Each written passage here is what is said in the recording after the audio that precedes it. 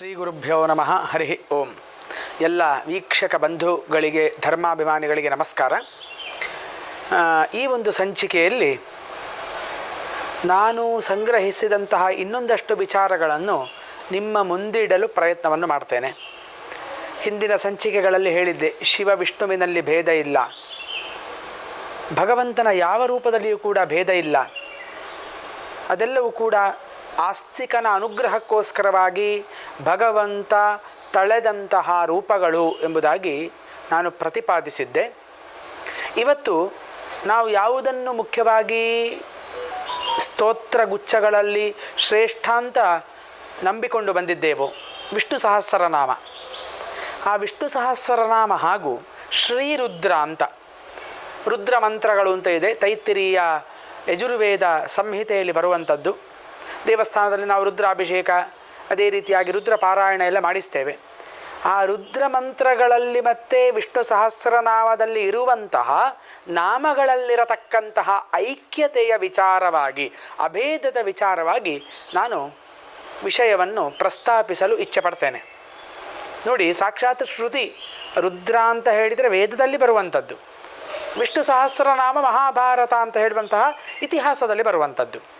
ಮಹಾಭಾರತ ಮತ್ತು ವಿಷ್ಣು ಸಹಸ್ರನಾಮ ಹಾಗೂ ರುದ್ರದಲ್ಲಿ ಯಾವುದಕ್ಕೆ ತುಂಬ ಬೆಲೆ ಅಂತ ಕೇಳಿದರೆ, ಒಂದು ಮಟ್ಟು ಮೇಲೆ ಇರುವಂಥದ್ದು ರುದ್ರ ಪ್ರಶ್ನವೇ, ರುದ್ರಾನುವಾಕಗಳೇ, ರುದ್ರ ಮಂತ್ರಗಳೇ.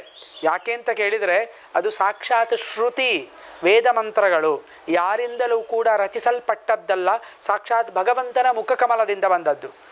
ವಿಷ್ಣು ಸಹಸ್ರನಾಮ ಹಾಗಲ್ಲ, ಅದು ವೇದವ್ಯಾಸರಿಂದ ನಮಗೆ ಉಪದೇಶಿತವಾದಂಥದ್ದು. ಆದ್ದರಿಂದ ಅದು ಎರಡರಲ್ಲಿ ಯಾವುದು ಶ್ರೇಷ್ಠ ಅಂತ ಪ್ರಶ್ನೆ ಬಂದರೆ, ರುದ್ರ ಮಂತ್ರಗಳಿಗೆ ಮೇಲ್ಮಟ್ಟದ ಸ್ಥಾನ ಅಂತ ಹೇಳುವಂಥದ್ದು ನಿಸ್ಸಂಶಯವಾದಂತಹ ವಿಚಾರ. ಅಂತಹ ರುದ್ರಕ್ಕೂ ಅದರಲ್ಲಿರುವಂತಹ ಮಂತ್ರಗಳಿಗೂ ಅದೇ ರೀತಿಯಾಗಿ ಪದಗಳಿಗೂ ವಿಷ್ಣು ಸಹಸ್ರನಾಮದಲ್ಲಿ ಹೇಳಿದಂತಹ ಭಗವಂತನ ನಾಮಗಳಿಗೂ ಇರುವಂತಹ ಒಂದು ಐಕ್ಯತೆ ಯಾವ ರೀತಿಯಾದದ್ದು?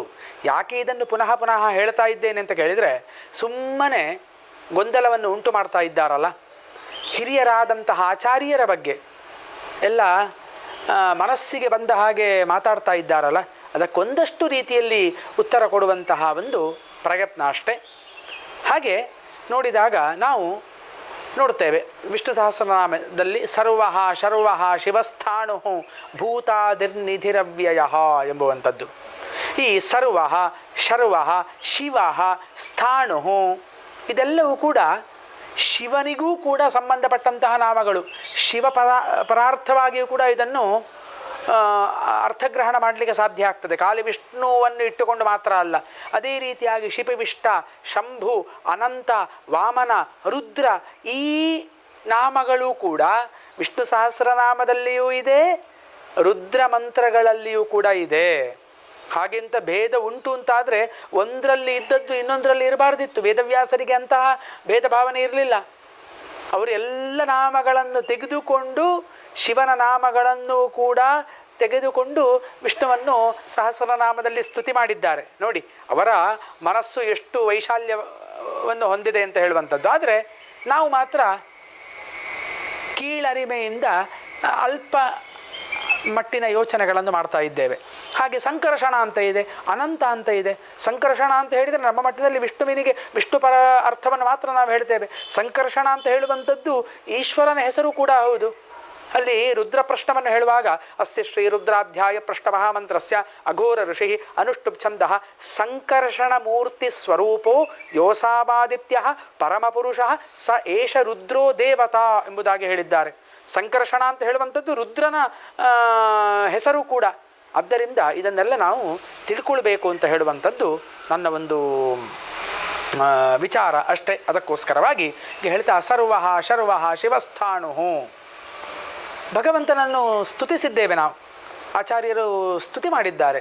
ಏನು ಸರ್ವ ಅಂತ ಹೇಳುವಂತಹ ಶಬ್ದಕ್ಕೆ, ಶರ್ವಃ ಅಂತ ಹೇಳುವಂತಹ ಶಬ್ದಕ್ಕೆಲ್ಲ ಏನು ಅರ್ಥ, ಅದರ ಬಗ್ಗೆಯೂ ಕೂಡ ನಾವು ಅನುಸಂಧಾನ ಮಾಡುವ. ಸರ್ವ ಅಂತ ಹೇಳಿದರೆ ಮಹಾಭಾರತದಲ್ಲಿ ವೇದವ್ಯಾಸರು ಹೇಳ್ತಾರೆ, ಅಸತಶ್ಚ ಸತಶ್ಚೈವ ಸರ್ವಸ್ಯ ಪ್ರಭವಾಪ್ಯಯಾತ್ ಸರ್ವಸ್ಯ ಸರ್ವದಾ ಜ್ಞಾನಾತ್ ಸರ್ವಮೇನಂ ಪ್ರಚಕ್ಷತೆ ಎಂಬುದಾಗಿ ಅದಕ್ಕೆ ವ್ಯುತ್ಪತ್ತಿಯನ್ನು ಕೊಟ್ಟಿದ್ದಾರೆ.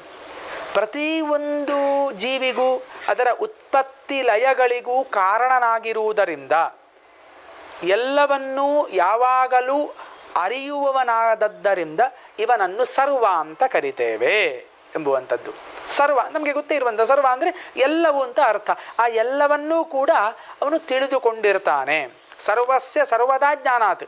ನಮಗೆ ಕೆಲವು ವಸ್ತುಗಳ ಜ್ಞಾನ ಕೆಲವು ಸಮಯದಲ್ಲಿ ಮಾತ್ರ ಆಗ್ತದೆ. ಶ್ರೋತ್ರೇಂದ್ರಿಯಕ್ಕೋ ನೇತ್ರೇಂದ್ರಿಯಕ್ಕೋ ಸಂಪರ್ಕ ಬಂದಾಗ ಮತ್ತೆ ನಾವು ಅದನ್ನು ಮರಿತೇವೆ. ಭಗವಂತನಿಗೆ ಹಾಗಲ್ಲ, ಸರ್ವದಾ ಜ್ಞಾನ ಅದು ಅವನಲ್ಲಿ ಯಾವಾಗಲೂ ಕೂಡ ಇರುತ್ತದೆ.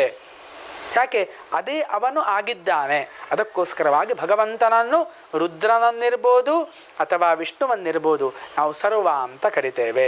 ಸರ್ವಾಯ ನಮಃ ಅಂತ ಹೇಳುವಂತಹ ಅಥವಾ ನಮಃ ಶರ್ವಾಯ ಚ ಅಂತ ಹೇಳುವಂತಹ ಒಂದು ಮಂತ್ರ ನಮಗೆ ರುದ್ರ ಪ್ರಶ್ನದಲ್ಲಿ ಕಾಣಲಿಕ್ಕೆ ಸಿಗ್ತದೆ. ಹೀಗೆ ಸರ್ವ ಶಬ್ದಕ್ಕೆ ಈ ಅರ್ಥ. ಈ ಸರ್ವ ಶಬ್ದವು ವಿಷ್ಣುವನ್ನು ಕುರಿತಾಗಿಯೂ ರುದ್ರನನ್ನು ಕುರಿತಾಗಿಯೂ ಕೂಡ ಇರುವುದನ್ನು ನಾವು ಕಾಣಬಹುದು. ಇನ್ನೊಂದು ಮುಂದಿನದ್ದು ಶರ್ವ ಅಂತ. ಪ್ರಸಿದ್ಧವಾದಂತಹ ನಮಃ ಶರ್ವಾಯ ಚ ಪಶುಪತಯೇ ಚ ಎಂಬುದಾಗಿ ರುದ್ರ ಪ್ರಶ್ನೆ ಹೇಳ್ತಾ ಇದೆ. ಅದೇ ರೀತಿಯಾಗಿ ವಿಷ್ಣು ಸಹಸ್ರನಾಮ ಸರ್ವ ಶರ್ವ ಶಿವಸ್ಥಾಣು ಅಂತ ಹೇಳ್ತಾ ಇದೆ. ಏನು ಶರ್ವ ಅಂತ ಹೇಳಿದರೆ ಅರ್ಥ?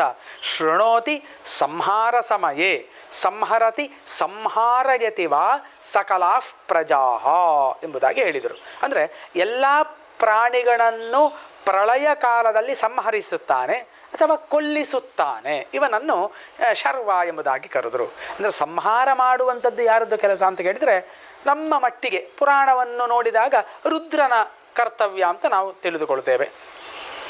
ವೇದದಷ್ಟು ಮೇಲ್ಮಟ್ಟಿನ ಚಿಂತನೆಯನ್ನು ಮಾಡಿದಾಗ ಅದೆಲ್ಲ ಯಾವುದೂ ಕೂಡ ಇಲ್ಲ. ಅದೆಲ್ಲ ಅದ್ವಿತೀಯವಾದಂತಹ ಪರಮಾತ್ಮ ಚೈತನ್ಯ ಒಂದೇ ಅಂತ ಹೇಳುವಂಥದ್ದು. ಗೊತ್ತಾಯ್ತಾ?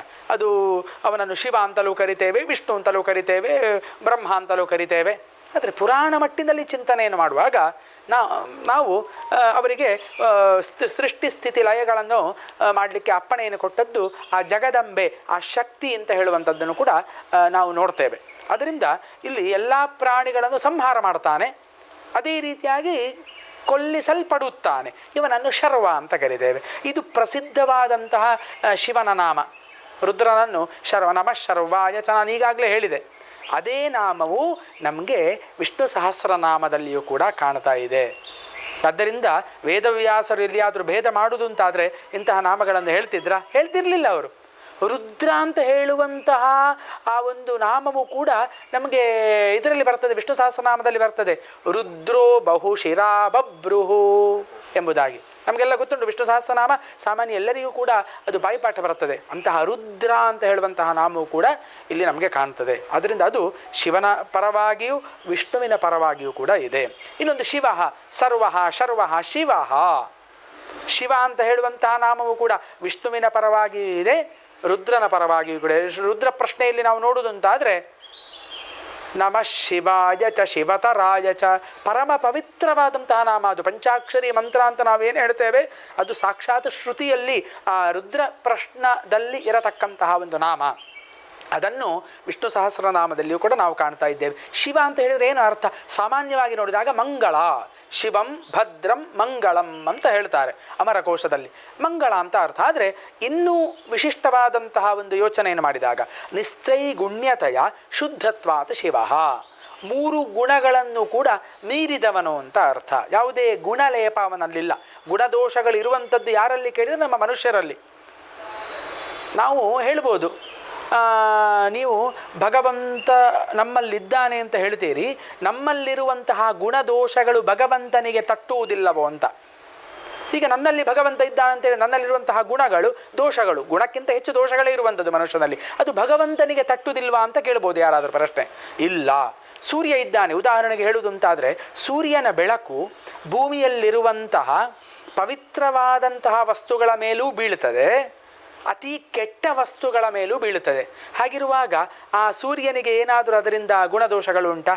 ಹೆಣದ ಮೇಲೂ ಬೀಳುತ್ತದೆ ಸೂರ್ಯನ ಬೆಳಕು, ಅಸ್ಥಿ ಮೂಳೆಗಳ ಮೇಲೂ ಬೀಳುತ್ತದೆ, ಮದ್ಯ ಮಾಂಸಗಳ ಮೇಲೂ ಬೀಳುತ್ತದೆ, ಅಮೇಧ್ಯದ ಮೇಲೂ ಬೀಳುತ್ತದೆ. ಹಾಗೆ ಪರಿಶುಭ್ರವಾದಂತಹ ದೇವಾಲಯದ ಮೇಲೂ ಬೀಳುತ್ತದೆ, ದೇವಾಲಯದಲ್ಲಿರುವಂತಹ ವಿಗ್ರಹದ ಮೇಲೆ ಬೀಳುತ್ತದೆ, ಪವಿತ್ರವಾದಂತಹ ನದಿಗಳ ಮೇಲೆ ಬೀಳುತ್ತದೆ ಸೂರ್ಯನ ಬೆಳಕು. ಹೌದಲ್ವಾ? ಆ ಬೆಳಕು ಬೇರೆ, ಈ ಬೆಳಕು ಬೇರೆ ಅಂತ ಏನಿಲ್ಲ. ಅಲ್ಲಿಂದ ಬರುವಂಥದ್ದು ಒಂದೇ ಬೆಳಕು. ಆದ್ದರಿಂದ ಸೂರ್ಯನಿಗೆ ಯಾವುದಾದ್ರೂ ಗುಣದೋಷಗಳುಂಟಾ? ಇಲ್ಲ. ಸೂರ್ಯನಿಗೆ ಅದು ಯಾವುದೂ ತಟ್ಟುವುದಿಲ್ಲ. ಹಾಗೆ ನಮ್ಮಲ್ಲಿರುವಂತಹ ಗುಣದೋಷಗಳು ನಮ್ಮಲ್ಲಿರುವಂತಹ ಪರಮಾತ್ಮನಿಗೆ ಅಂಟುವುದಿಲ್ಲ ಅಂತ ಹೇಳುವಂಥದ್ದು ಅದು ನಾವೆಲ್ಲ ತಿಳಿದುಕೊಳ್ಬೇಕಾದಂತಹ ವಿಚಾರ. ಅದಕ್ಕೋಸ್ಕರವಾಗಿ ಆ ಗುಣಗಳಿಂದ ಏನು ಮೀರಲ್ಪಟ್ಟವನು ಅಂತ ಈ ಶಿವ ಅಂತ ಹೇಳುವಂತಹ ಶಬ್ದಕ್ಕೆ ಅರ್ಥ. ಇನ್ನೊಂದು 16 ಗುಣಗಳನ್ನು ಹೇಳ್ತಾರೆ. ಆ 16 ಗುಣಗಳನ್ನು ಕೂಡ ಮೀರಿದವನು ಅಂತ ಹೇಳುವಂತಹ ಒಂದು ತಾತ್ಪರ್ಯವನ್ನು ಕೂಡ ನಮಗೆ ಹಿರಿಯರು ಕೊಡ್ತಾರೆ. ಗೊತ್ತಾಯ್ತಾ? ವೇದದಲ್ಲಿಯೂ ಕೂಡ ಹೇಳಿದೆ, ನಾನಾಗ ಹೇಳಿದೆ, ವೇದಕ್ಕೆ ಇರುವಂತಹ ಪ್ರಾಮಾಣ್ಯ ಮತ್ತು ಯಾವುದಕ್ಕೂ ಇಲ್ಲ. ಮೊದಲು ವೇದ, ಅಥವಾ ವೇದಕ್ಕೆ ಇನ್ನೊಂದು ಹೆಸರು ಶ್ರುತಿ ಅಂತ.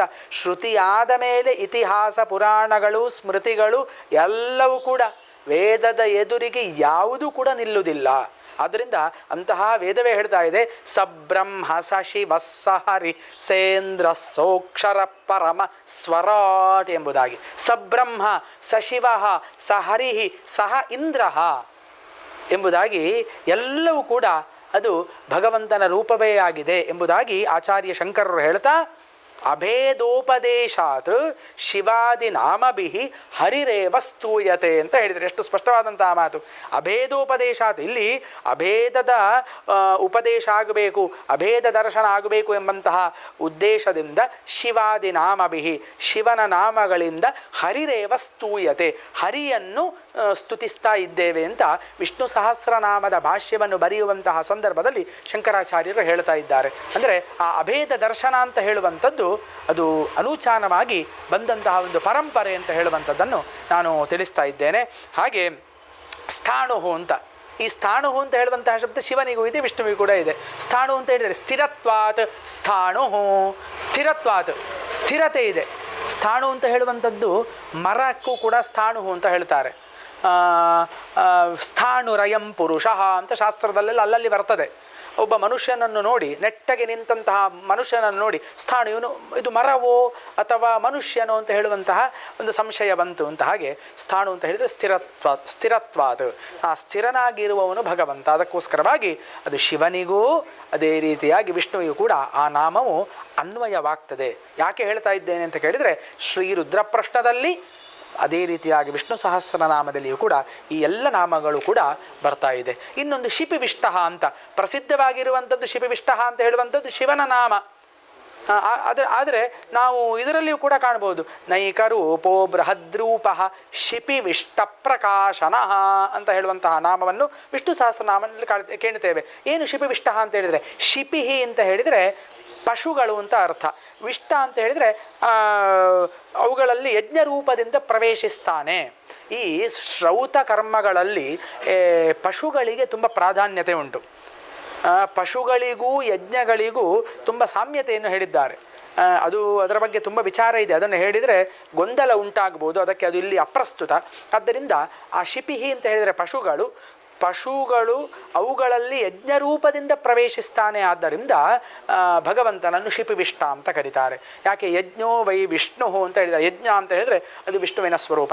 ಹಾಗೆ ಆ ಯಜ್ಞದಲ್ಲಿ ರುದ್ರದೇವತೆಗೂ ಕೂಡ ತುಂಬ ಪ್ರಾಧಾನ್ಯತೆ ಇದೆ. ಅದಕ್ಕೋಸ್ಕರವಾಗಿ ಆ ಶಿಪಿವಿಷ್ಟ ಅಂತ ಹೇಳುವಂತಹ ನಾಮ ರುದ್ರನಿಗೂ ವಿಷ್ಣುವಿಗೂ ಇಬ್ಬರಿಗೂ ಕೂಡ ಅನ್ವಯವಾಗ್ತಾ ಇದೆ. ಅದೇ ರೀತಿಯಾಗಿ ವಾಮನ ಅಂತ ಹೇಳುವಂತಹ ಶಬ್ದ ನಾವು ದಶಾವತಾರದಲ್ಲಿ ನೋಡುವಾಗ 5ನೇ ಅವತಾರ, ಮತ್ಸ್ಯಾಯ ನಮಃ, ಕೂರ್ಮಾಯ ನಮಃ, ವರಾಹಾಯ ನಮಃ, ನರಸಿಂಹಾಯ ನಮಃ, ವಾಮನಾಯ ನಮಃ. ಈ ವಾಮನ ಅಂತ ಹೇಳುವಂತಹ ನಾಮ ರುದ್ರ ಪ್ರಶ್ನೆಯಲ್ಲಿ ಕಾಣ್ತಾ ಇದೆ. ನಮೋ ರುದ್ರಾಯ ಚ ವಾಮನಾಯ ಚ ನಮೋ ಬೃಹತೆ ಚ ವರ್ಷೀಯಸೇ ಚ ಎಂಬುದಾಗಿ. ವಾಮನಾಯ ಚ ಅಂತ ಹೇಳಿದರೆ ಎಲ್ಲವನ್ನು ಕೂಡ ತನ್ನ ತೆಕ್ಕೆಯಲ್ಲಿ ಇಟ್ಟುಕೊಂಡವನು ಅಂತ ಹೇಳುವಂತಹ ಸಾಮಾನ್ಯವಾದಂತಹ ಅರ್ಥವನ್ನು ಮಾಡಬಹುದು. ಹಾಗೆ ರುದ್ರ ಪ್ರಶ್ನೆಯಲ್ಲಿ ಇನ್ನೊಂದು ಕಡೆ ಹೇಳ್ತಾ ಇದ್ದಾರೆ ನೋಡಿ, ಓಂ ನಮೋ ಭಗವತೆ ರುದ್ರಾಯ ವಿಷ್ಣವೇ ಮೃತ್ಯುರ್ಮೇ ಪಾಹಿ ರುದ್ರಾಯ ವಿಷ್ಣವೇ, ಇಬ್ಬರನ್ನು ಕೂಡ ಸ್ತುತಿಸಿದ್ದಾರೆ. ಅಲ್ಲಿ ಕೂಡ ಅಭೇದ, ಯಾವುದೇ ಭೇದ ಹೇಳ್ತಾ ಇಲ್ಲ. ರುದ್ರನನ್ನು ಮಾತ್ರ ಹೇಳ್ಬೋದಿತ್ತು ರುದ್ರ ಪ್ರಶ್ನೆಯಲ್ಲಿ ಆದ ಕಾರಣ. ಆದರೆ ಆ ಶ್ರುತಿಯ ಒಂದು ವೈಶಾಲ್ಯತೆ ಯಾವ ರೀತಿಯಲ್ಲಿ ಇರುವಂಥದ್ದು, ರುದ್ರನನ್ನು ವಿಷ್ಣುವನ್ನು ಕೂಡ ಮೃತ್ಯುರ್ಮೇ ಪಾಹಿ, ಮೃತ್ಯುವಿಂದ ನನ್ನನ್ನು ಬಿಡುಗಡೆಗೊಳಿಸಿ ಅಂತ ಹೇಳುವಂತಹ ಪ್ರಾರ್ಥನೆಯನ್ನು ಋಷಿಗಳು ಮಾಡ್ತಾ ಇರುವಂಥದ್ದನ್ನು ನಾವು ಇವತ್ತು ಕೂಡ ಸ್ಪಷ್ಟವಾಗಿ ನೋಡ್ತಾ ಇದ್ದೇವೆ. ಹಾಗೆ ಭಗವಂತನಿಗೆ ತುಂಬ ಹೆಸರುಗಳಿದೆ. ಅನಿವರ್ತಿ, ನಿವೃತ್ತಾತ್ಮ, ಸಂಕ್ಷೇಪ್ತ, ಕ್ಷೇಮಕೃತ್ ಶಿವಃ ಅಂತ. ಇನ್ನೊಂದು ಶಿವ ಅಂತ ನಾನು ಹೇಳಿದೆ, ಆ ನಾಮದ ಬಗ್ಗೆಯೂ ಕೂಡ ಹೇಳಿದೆ. ಶಿವ ಅಂತ ಹೇಳಿದರೆ ಮಂಗಳ ಅಥವಾ ಎಲ್ಲ ಗುಣಗಳಿಂದ ಅವನು ಹೊರತಾದವನು ಎಂಬುದಾಗಿಯೂ ಕೂಡ ನಾನು ಅರ್ಥವನ್ನು ಹೇಳಿದ್ದೇನೆ. ಆದ್ದರಿಂದ ಪುನಃ ಹೇಳುವಂಥದ್ದಿಷ್ಟೇ ಏನು ಅಂತ ಕೇಳಿದರೆ, ಯಾವುದೇ ಭೇದವನ್ನು ಭಗವದ್ ವಿಷಯಕವಾಗಿ ನಾವು ಮಾಡಬಾರದು. ಯಾಕೆ ಅಂತಹ ಆಚಾರ್ಯರೇ ಮಾಡಲಿಲ್ಲ. ಆಯಿತು, ನೀವು ಮಾಡಿ, ನಿಮ್ಮ ಮನೆಯಲ್ಲಿ ಅದನ್ನು ಮಾಡಿ, ನಮ್ಮದೇನು ಅಭ್ಯಂತರ ಇಲ್ಲ. ಇಡೀ ಸಮಾಜಕ್ಕೆ ಬಂದು ಕೆಟ್ಟ ಉಪದೇಶಗಳನ್ನು ಮಾಡಿ ಒಂದು ಮತದ ಆಚಾರ್ಯರನ್ನು ಸ್ಪಷ್ಟವಾಗಿ ಹೇಳಬೇಕು ಅಂತಾದರೆ ಜಗದ್ಗುರು ಆದಿಶಂಕರರನ್ನು ಇವತ್ತು ಏನೆಲ್ಲ ಅವರ ಬಗ್ಗೆ ನಿಂದನೆಗಳನ್ನು ಮಾಡ್ತಾ ಇರುವಂಥದ್ದು ಅದು ಯಾರಿಗೂ ಕೂಡ ಭೂಷಣ ಅಲ್ಲ. ಯಾಕೆ ಅಂತ ಕೇಳಿದರೆ ಅವರ ವೈಶಿಷ್ಟ್ಯ ಇಡೀ ಜಗತ್ತಿಗೆ ಗೊತ್ತುಂಟು. ಆದರೆ ಒಮ್ಮೊಮ್ಮೆ ಸೂರ್ಯ ಚಂದ್ರರಿಗೂ ಕೂಡ ಗ್ರಹಣ ಬರ್ತದೆ, ಏನು ಮಾಡಲಿಕ್ಕಾಗೋದಿಲ್ಲ. ಸೂರ್ಯ ಚಂದ್ರರಿಗೆ ಗ್ರಹಣ ಬಂತು ಅಂತ ಹೇಳಿದರೆ ಅದು ಶಾಶ್ವತವಾ? ಅದು ಶಾಶ್ವತ ಅಲ್ಲ, ಒಂದಷ್ಟು ಸಮಯ ಮಾತ್ರ. ಮತ್ತೆ ಅವರು ಅದೇ ರೀತಿಯಲ್ಲಿ ಪ್ರಜ್ವಲಿಸ್ತಾರೆ, ನಮಗೆ ಬೆಳಕನ್ನು ಕೊಡ್ತಾರೆ, ನಮಗೆ ಸ್ವಾದತೆಯನ್ನು ಅವರು ಉಂಟು ಮಾಡ್ತಾರೆ. ಆದ್ದರಿಂದ ತಿಳ್ಕೊಂಡಂತಹ ಜನರು ಯಾರೋ ಒಬ್ಬ ಅಯೋಗ್ಯ ಏನೋ ಹೇಳಿದ ಅಂತ ಹೇಳಿಕೊಂಡು ಸೌಂದರ್ಯ ಲಹರಿಯ ಬಗ್ಗೆ ಅಥವಾ ಇನ್ನಿತರ ಶಂಕರರ ಕೃತಿಗಳ ಬಗ್ಗೆ ನಾವು ಏನೋ ಮಾತಾಡುವಂಥದ್ದು ನಮಗೆ ತಿಳ್ಕೊಳ್ಳುವಂಥದ್ದು ನಮಗೆ ಶೋಭೆ ತರುವಂಥದ್ದಲ್ಲ. ಇದು ಪರಂಪರಾಗತವಾಗಿ ಬಂದದ್ದನ್ನು ಯಾರೋ ಒಬ್ಬ ಇವತ್ತು ನಿನ್ನೆ ಏನೋ ಹೇಳಿದ ಅಂತ ಹೇಳಿ ನಾನು ಸೌಂದರ್ಯ ಲಹರಿಯ ಪಾರಾಯಣ ಮಾಡುವುದಿಲ್ಲ, ನಾನು ಮಾಡ್ತಾ ಇದ್ದೆ, ಇನ್ನು ನಾನು ಬಿಡ್ತೇನೆ, ಅದರಲ್ಲಿ ಹೀಗೆಲ್ಲ ಉಂಟಂತೆ ಅಂತ ಹೇಳುವಂಥದ್ದು ಅದು ಯಾರಿಗೂ ಕೂಡ ಭೂಷಣ ಅಲ್ಲ. ನಮಗೆ ವಿವೇಕ ಪ್ರಜ್ಞೆ ಇದೆ, ನಾವು ಯೋಚನೆ ಮಾಡಬೇಕು ಅವ ಹೇಳಿದ್ರಲ್ಲಿ ಎಷ್ಟು ಸತ್ಯಾಸತ್ಯತೆಗಳಿದೆ ಅಂತ ಹೇಳುವಂಥದ್ದು. ಅದೇ ರೀತಿಯಾಗಿ ಅಂತಹ ಮೂರ್ಖರಿಗೂ ಕೂಡ, ಅಂಥ ಆಚಾರ್ಯ ಶಂಕರರ ಬಗ್ಗೆ ಮಾತಾಡ್ತಾ ಇರುವಂತಹ ಮೂರ್ಖರಿಗೂ ಕೂಡ ನಾನು ಹೇಳ್ತೇನೆ ಏನು ಅಂತ ಕೇಳಿದರೆ, ವಿಷ್ಣು ಪುರಾಣ ಹೇಳ್ತಾ ಇದೆ, ನೀವು ವಿಷ್ಣು ಪುರಾಣವನ್ನು ಪರಮ ಸಾತ್ವಿಕ ಪುರಾಣ ಅಂತ ಹೇಳ್ತೀರಿ. ಅಂತಹ ವಿಷ್ಣು ಪುರಾಣ ಹೇಳ್ತಾ ಇದೆ, ಪರಾಪವಾದಂ ಪೈಶೂನ್ಯಂ ಅನೃತಂಚ ಭಾಷತೆ ಅನುದ್ವೇಗಕರಂ ವಾಪಿ ತೋಷ್ಯತೆ ತೇನ ಕೇಶವ ಅಂತ ಹೇಳಿದ್ದಾರೆ. ಯಾರು ಪರಾಪವಾದವನ್ನು ನಿಂದನೆಯನ್ನು ಮಾಡ್ತಾರೆ, ಅನೃತ ಭಾಷೆ ಸುಳ್ಳನ್ನು ಹೇಳ್ತಾರೆ, ಅನುದ್ವೇಗಕರ ಇನ್ನೊಬ್ಬರಿಗೆ ಉದ್ವೇಗ ಉಂಟು ಮಾಡತಕ್ಕಂತಹ ಮಾತುಗಳನ್ನು ಹೇಳ್ತಾರೋ ಅದನ್ನು ಆಡದಿದ್ದರೆ ಭಗವಂತನ ಆರಾಧನೆ ಆಗ್ತದೆ, ಅದನ್ನು ಆಡಿದರೆ ಅದು ಭಗವಂತನ ಆರಾಧನೆ ಆಗುವುದಿಲ್ಲ ಅಂತ ನೀವು ಏನು ಮಾತಾಡ್ತಾ ಇದ್ದೀರಿ ಇವತ್ತು, ಇದು ಭಗವಂತನ ಆರಾಧನೆ ಆಗ್ತಾ ಇಲ್ಲ, ಇದು ದೇವರನ್ನೇ ನೀವು ಏನು ಮಾಡ್ತಾ ಇದ್ದೀರಿ ಅಂತ ಕೇಳಿದರೆ ದೇವರನ್ನೇ ಇವತ್ತು ತೆಗಳುವಂತಹ ಕೆಲಸವನ್ನು ಮಾಡ್ತಾ ಇದ್ದೀರಿ ಅಂತ ಹೇಳುವಂಥದ್ದನ್ನು ನಾನು ವಿಷ್ಣು ಪುರಾಣದ ಪ್ರಮಾಣದ ಮೂಲಕ ತಿಳಿಸ್ತಾ ಇದ್ದೇನೆ. ಇನ್ನೊಂದು ಕಡೆ ಹೇಳ್ತಾರೆ, ಆಕ್ರೋಶ ಪರಿವಾದಾಭ್ಯಾಂ ವಿಹಿಂಸಂತ್ಯಬುಧಾಬುಧಾನ್ ವಕ್ತಾ ಪಾಪಮುಪಾದಪ್ತೆ ಕ್ಷಮಮಾಣೋ ವಿಮುಚ್ಯತೆ ಅಂತ ಹೇಳಿದ್ದಾರೆ. ಅಂತ ಹೇಳಿದರೆ ಆಕ್ರೋಶ ಪರಿವಾದಾಭ್ಯಾಂ, ಆಕ್ರೋಶ ಪರಿವಾದಗಳಿಂದ ಈ ಕುಖ್ಯಾತಿಯನ್ನು ಪಡೆದಂತಹ ಜನರು ಸಾತ್ವಿಕರ ಮನಸ್ಸನ್ನು ಹಾಳು ಮಾಡ್ತಾ ಇದ್ದಾರೆ. ಆದರೆ ವಕ್ತ ಪಾಪಮುಪಾದತೆ, ಯಾರು ಹಾಗೆಲ್ಲ ಹೇಳ್ತಾ ಇದ್ದಾನೋ ಸಮಾಜಕ್ಕೆ ಅವನಿಗೆ ಮಹಾ ಪಾಪ ಅಂಟಿಕೊಳ್ಳುತ್ತದೆ. ಅದೇ ರೀತಿಯಾಗಿ ಕ್ಷಮಮಾಣೋ ವಿಮುಚ್ಯತೆ, ಮಹಾತ್ಮರಾದಂತಹ ಜನರು ಅದನ್ನು ಕಿವಿಗೆ ಹಾಕಿಕೊಳ್ಳುವುದಿಲ್ಲ ಅಂತ ಹೇಳುವಂಥದ್ದು ಇವತ್ತು ಹಾಗೆ ಆಗ್ತಾ ಇದೆ. ಯಾರು ಶಂಕರರ ಅನುಯಾಯಿಗಳಿದ್ದಾರೆ ಅದಕ್ಕೆ ಇವರೆಲ್ಲ ಏನು ಅಯೋಗ್ಯರು ಮಾತಾಡ್ತಾ ಇದ್ದಾರೆ ಅದನ್ನು ನಾವು ಕಿವಿಗೆ ಹಾಕಿಕೊಳ್ತಾ ಇಲ್ಲ. ಯಾಕೆ ಅಂತ ಕೇಳಿದರೆ ಶಂಕರರ ಜಗದ್ಗುರುತ್ವ ನಮಗೆಲ್ಲ ಗೊತ್ತೇ ಇದೆ, ಅದನ್ನು ಯಾರು ಪ್ರತಿಪಾದನೆ ಮಾಡುವ ಅಗತ್ಯವೇ ಇಲ್ಲ. ಸೂರ್ಯನಿಗೆ ಟಾರ್ಚನ್ನು ಅಥವಾ ಬೆಳಕನ್ನು ಹಾಕುವ ಅಗತ್ಯ ಯಾರಿಗೂ ಕೂಡ ಇಲ್ಲ ಅಂತ ಇಲ್ಲಿ ನಾನು ಸ್ಪಷ್ಟವಾಗಿ ತಿಳಿಸ್ತಾ ಇದ್ದೇನೆ. ಇದರೊಂದಿಗೆ ಪುನಃ ಹೇಳ್ತೇನೆ, ಶಿವನಿಗೂ ವಿಷ್ಣುವಿಗೂ ಅಥವಾ ಇನ್ನಿತರ ದೇವತೆಗಳಿಗೂ ಪ್ರಧಾನ ಯಾಕೆ ಶಿವ ವಿಷ್ಣು ಹೇಳ್ತಾ ಇದ್ದೇನೆ ಅಂತ ಕೇಳಿದರೆ ಆ ಶಿವ ವಿಷ್ಣುವಿನಲ್ಲಿ ಭೇದ ಮಾಡುವಂಥದ್ದು ನಮಗೆ ಹೆಚ್ಚು ಕಾಣ್ತಾ ಇದೆ. ಆದ್ದರಿಂದ ಇದು ಯಾರಿಗೂ ಕೂಡ ಶೋಭೆ ತರುವಂಥದ್ದಲ್ಲ, ನಮಗೆ ಭಗವತ್ ಸ್ವರೂಪ ಒಂದೇ ಅಂತ ಈ ಮೂಲಕ ಹೇಳ್ತಾ ನನ್ನ ಎರಡು ಮಾತುಗಳನ್ನು ಬ್ರಹ್ಮಾರ್ಪಣ ವಸ್ತು ಅಂತ ಮುಗಿಸ್ತಾ ಇದ್ದೇನೆ. ನಮಸ್ಕಾರ.